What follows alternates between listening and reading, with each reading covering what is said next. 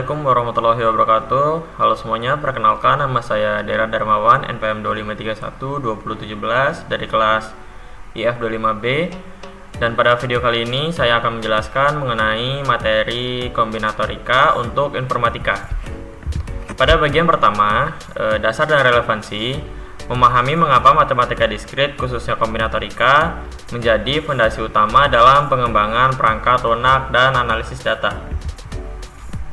Mengapa informatika butuh kombinatorika?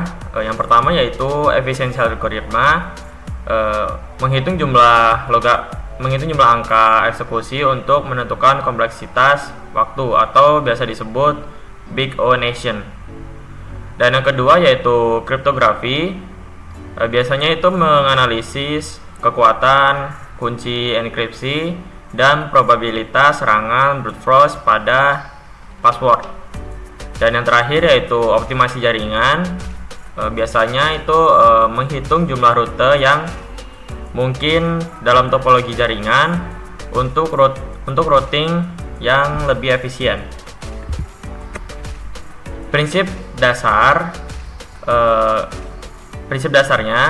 kombinatorika ini memiliki dua kaidah. Kaidah pertama yaitu perkalian, dan kaidah kedua yaitu penjumlahan. Kaidah perkalian sendiri, jika ada n cara tugas pertama dan m cara tugas kedua, maka total caranya adalah n dikali m. Ini biasa digunakan saat kejadian terjadi berurutan. Sedangkan yang kaidah penjumlahan sendiri, jika tugas pertama atau kedua dipilih atau saling lepas, maka total caranya adalah n tambah m. Dan ini biasa digunakan saat hanya satu opsi yang akan dipilih.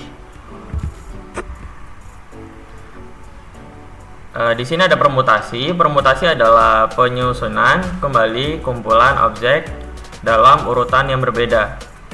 Contohnya itu menentukan urutan eksekusi, proses, atau scheduling dalam sistem operasi. Dan untuk rumusnya sendiri yaitu permutasi dari n dan r sama dengan n faktorial per n dikurang r faktorial. Yang kedua yaitu ada kombinasi. Berbeda dengan permutasi, kombinasi sendiri berfokus pada pemilihan tanpa memperhatikan urutan.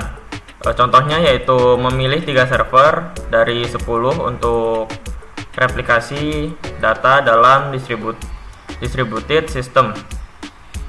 Dan untuk rumusnya sendiri yaitu kombinasi dari n dan r sama dengan n faktorial per r faktorial dikali n kurang r faktorial.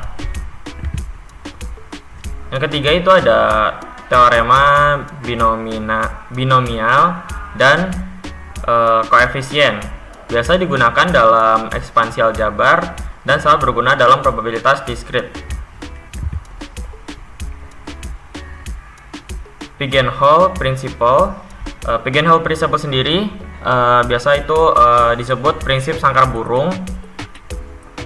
Jika n objek dimasukkan ke dalam m kotak dan n lebih dari m, maka setidaknya satu kotak berisi minimal 2 objek, yaitu ada hash collision, dasar analisis tabrakan data pada hash table. Yang kedua ada kompresi data, menjelaskan mengapa tidak ada algoritma kompresi yang bisa mengecilkan semua jenis file. Biasa ringkasan aplikasi yang biasa digunakan pada kombinatorial ini adalah analisis algoritma. Biasa itu untuk menghitung iterasi loop nested. Yang kedua itu ada password security untuk menghitung ruang kunci atau key space. Yang ketiga itu ada indexing untuk struktur B-tree dan pengalamatan memori. Dan yang keempat sendiri ada graph theory, itu untuk menghitung jalur terpendek dalam graph. Dan yang kelima ada logic gate, biasa digunakan untuk kombinasi input dalam sirkuit digital. Dan yang terakhir ada software testing untuk menentukan jumlah tes case minimum. Kita masuk pada contoh soal pertama. Soalnya itu adalah sebuah sistem mewajibkan password sepanjang 8 karakter menggunakan huruf kecil dari A sampai Z. Berapa banyak kemungkinan password?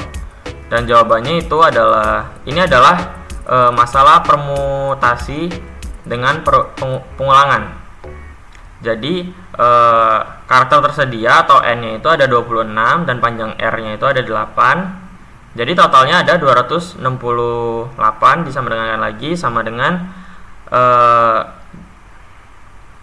sekitar 208,827,064,576 kemungkinan. Sekitar ada 208 miliar. Dan studi kasus 2 atau contoh soal yang kedua, sebuah hash table memiliki 1000 slot memori. Jika kita memasukkan 1001 data unik, apa yang pasti terjadi? Berdasarkan pigeonhole principle, slot kotaknya itu ada 1000 dan data atau objeknya itu ada 1001. Dan pasti ada minimal satu slot yang berisi lebih dari satu data atau collision. Dan sekian materi yang sudah saya jelaskan. Semoga membantu. Saya akhiri. Wassalamualaikum warahmatullahi wabarakatuh.